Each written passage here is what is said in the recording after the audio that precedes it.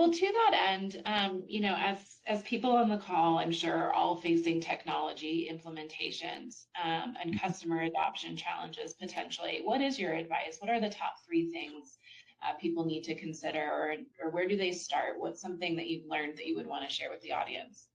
Um, I cannot underemphasize having a good understanding of what does success look like, what is the outcome. You've got to start there. And so, it's great to say, well, the outcome is that we'll have Copilot on everybody's desk.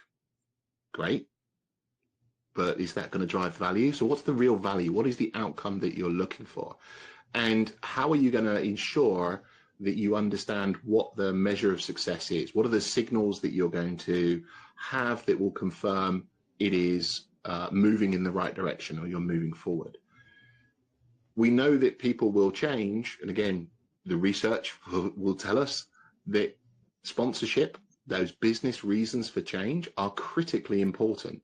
So having that sponsor communicate the vision, which means that you as if you're in a change practitioner role, you might have to work with the sponsor to script almost what their role is going to be, and then equip the managers.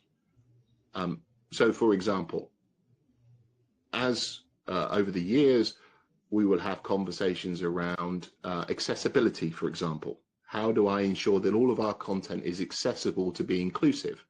Now, that can come from the Microsoft leadership, quite rightly so, but on a day-to-day basis, I have to work with my manager to understand, what does Steve have to do differently with regard to making content more accessible? And again, that this has been an ongoing conversation for many years, and delighted to see so much of the materials coming from ProSci meeting and or exceeding the standards that we expect. And so, if you were thinking about this, you've got to have what is the outcome.